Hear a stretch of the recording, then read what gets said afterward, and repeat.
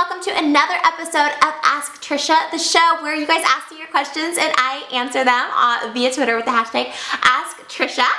But before we get started, I have to give a huge shout out to the sponsor of today's episode of Ask Trisha. I am so excited about this because it is The Night Before movie, which is starring Seth Rogen and Joseph Gordon-Levitt, and I was like, yes! I have been wanting to see this movie forever, and it just looks so hilarious. The trailer, oh my gosh, like it just looks like something so up my alley, so I wanted to share it with you guys, and I was super excited that they asked me to do a shout out because I was like, yes, and I was so excited because I want to talk about this anyways.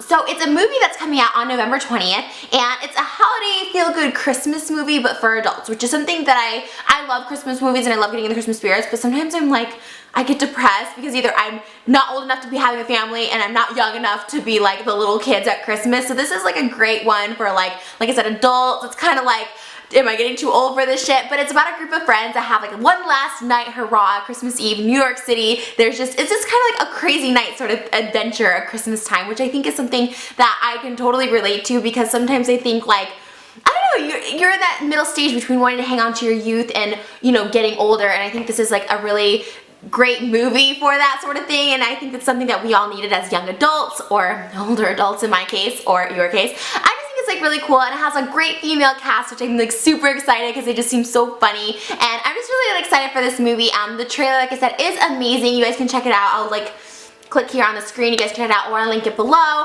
Definitely go check that out, and if you do, come back here and let me know what your favorite part of the trailer is, because I just know I'm like really excited for Joseph Gordon-Levitt's eyes.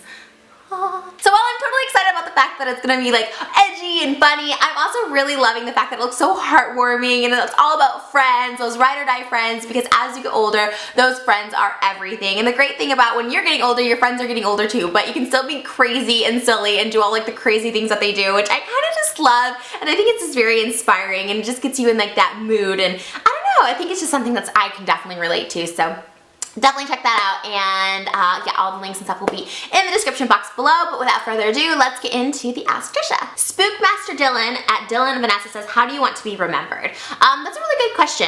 I think I want to be remembered, I think about this a lot. Sometimes I'm like, I want to be remembered as like beautiful and glamorous and fun, but again, as the older I get, I think I kind of have changed, that I kind of just want to be remembered as like a good person. Like I try so hard, I guess. It's kind of like a weird thing to say when you're like being a good person, but I make a conscious effort because I can be very selfish by nature, but I make a very conscious effort to do good for people. So because I want them to like be remembered as like the giving, like I gave, like I try and be more of a giver, because I know in my younger years, I was definitely more selfish and more of a taker, and I just want to give and just like leave a good impact on this world. And even more than that, like a broader range is, now that I'm on YouTube, I want to be remembered as someone who like helped someone like shape their lives or mold them into who they were.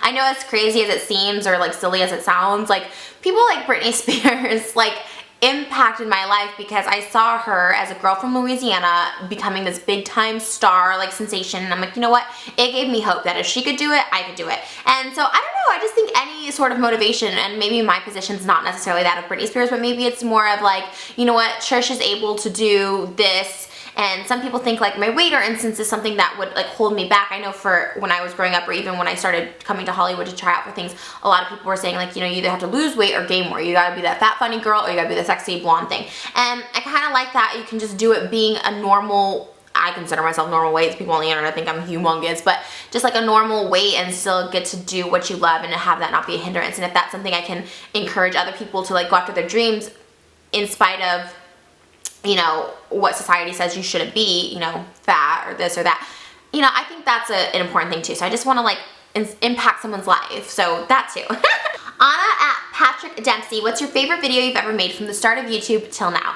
Oh my goodness, that is so hard. You know, it's kind of not fair because my music videos and like my short films are things that I just like love, that I personally rewatch on my own. Like I go back and I rewatch like Lost and Found music video or Fat Chick's music video like over and over, or even my Leonardo DiCaprio video, because those are just so fun to me and they were so fun making, and I don't know, I love watching those. But if you're just talking about strictly YouTube videos, I love all the ones I do with Shane. My candy hauls are my favorite. Those are ones that I can watch. I watch myself when I edit, and I love watching myself when I edit, but I don't rewatch videos. But like sometimes like my secret, I'll like go back and watch ones of like me and Shane from like a year and a half ago, because like I just remember when I met him, like, it was a good time in my life, and I don't know, like, things were changing for the better, and so, I don't know, I really like watching that time in my life, you know, and I love the candy hauls because they're just so fun. I just have so much fun doing them. And as far as videos on my own, I don't know. I don't really rewatch a lot of my own videos, so it's kind of hard to say, but definitely like my music videos, or sometimes I just go rewatch like old ones, like old Ask Trisha's. Like there's Ask Trisha episode 1 is like a title, and I watched that and I was like, wow, that's like a different person. Like I don't even recognize her. Not that I look different. Well, I do look different, but like I just was just a whole different place in my life, and I just like remember that, and it takes you back. So one thing about being on YouTube for over 8 years, it's like, wow, I was like a different time, and it takes you back to that time. You like instantly remember like what you were thinking and your thoughts and what you were doing. It's kind of trippy actually. What's your favorite Thanksgiving food? Oh, mashed potatoes and mac and cheese. I love it so much, especially my mom's mashed potatoes and mac and cheese. It's so good. I could just eat sides. Like I don't mind turkey, but I don't love turkey. Like I'll eat like a little bit of turkey, but potatoes, corn, mac and cheese, and pumpkin pie. But mashed potatoes I always think of when I think of Thanksgiving. What are your Christmas, Bonnie Clark asks, what are your Christmas plans or Christmas gifts for people? My family's actually staying with me for Christmas. My brother and his wife had moved away, but they're coming back for Christmas, so we're having Christmas at my house, which I'm super excited because, you know, I kind of just like recently moved into my house, well, you know, about a month ago, so it's kind of nice to like be able to warm it up with like friends and family. So I'm decorating all out for Christmas this year. They're coming here, we're gonna cook. I think like the night before, since we all love Benihana, I want to get like Benihana to come and like cook at my house. I think that'd be really, really fun. And Christmas presents, we're all going in together. Like everyone's like gonna go in together on like one great gift for each person, because I feel like we always give each other like little crap and stuff. And so like this year, since we're all getting older, that's like the theme of this video, getting older. Sad. As we're all getting older, we just want like, you know, nicer things. You know, we don't need the little like gifts and stuff like that. So we're all like just kind of going in for like one present for each person, which I'm really excited about actually this year. And yeah, I can't tell you what I'm getting my friends. Oh my gosh, I don't know what to get my friends. Oh my guy friends. Okay, so like my hairstylist and stuff, like I'm like, I'm like, I got him because like, you know, he's kind of like me. But like my male friends, like Shane and Joe, I just don't know. It's so hard. Like what do you get, guys? Like I was like struggling trying to get presents for them. It's just really, really hard, and especially them, because they're just so like not materialistic, and like you know, like my hairstylist, like he always is like, I love this and this, and so like I know his style, but they're just so hard. They don't buy like clothes and accessories and like shoes, so it's like it's very, very hard. So any guy suggestions for Christmas presents, definitely let me know in the comments below. Bookworm at adolescent, do you avoid your friends sometimes? No, but yes, but like not intentionally just avoiding them. Sometimes yeah,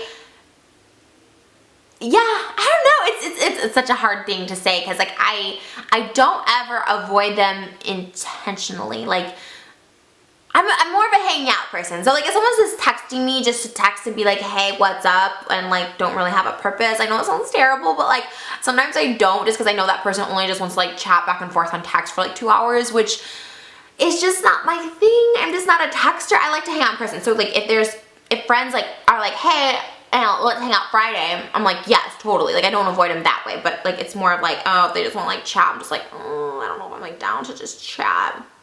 Daniel DJDH_love, how many songs will your Christmas album have? I'm actually not doing a Christmas album, but I'm doing 2 Christmas singles, 2 original songs, exclusive right here.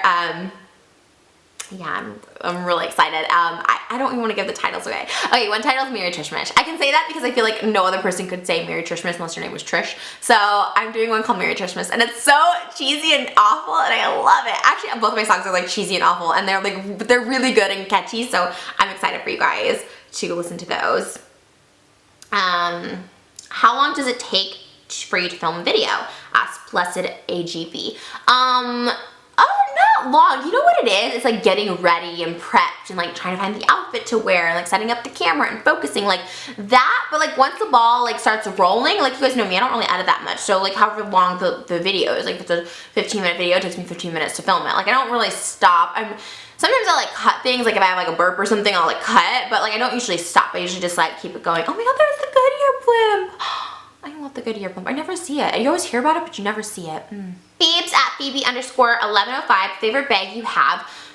Well, I just got an All Saints bag, which I'm obsessed with. But like of all the bags I have, I love my Christian Louboutin by Louis Vuitton, or the Louis Vuitton Christian Louboutin like collaboration that I got last Christmas. I love that bag. It's so pretty. It makes me happy when I go look at it. But probably this new All Saints bag is like my ish at the moment, but I love the Christian Louboutin Louis Vuitton. Like that was like, oh, everything for me. Okay, so these two kind of go hand in hand. Shannon at AFI Sweaters First asks, what's your advice for people who are trying to become more body positive about themselves? So as I just said, earlier I said that I want to like inspire people to like love their bodies and like, you know, here's the thing. People always like try and call me out being like, Trisha says she's happy with her body, but she'll wear a waist trainer, or she says she's on a diet, or like cutting out sugar. Look, being body positive is not, you don't have to love your body. You don't have to want to show it off. But being body positive is being comfortable in your body and comfortable in the skin you're in. Whether you want to lose weight, gain weight, get plastic surgery, whatever it is, like you need to be confident in the moment. I always preach that body positivity is being confident in the moment now. And I just, it's hard for me to explain. You have to know, it's a psychological thing, it really is at the end of the day. You have to know that your body, first and foremost, that really nobody is as critical about your body as you are about your body. The things that you think about your body is like, no one's thinking it, no one. And if they are, there's something wrong with them, that they're so consumed with like a stranger's body, or like a person they don't really know that well's body, or someone else's body that's not theirs.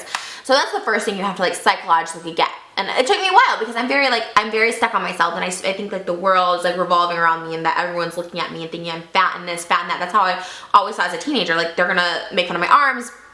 And I think because as teenagers, a lot of times people do make fun. Like I was made fun of, like when we had to go swimming in school. You know, there was a video made about me recently, and it's since been taken down, of someone just going off on me, calling me fat, like I'm a fat pig, and they were just going off, just constantly fat, fat, fat, you're fat, fat, fat. And that kind of stuff, I get it. It like will tear you down. But at the end of the day, you just have to think, like I said, it goes back to like, they're having issues if they're so concerned with how you look.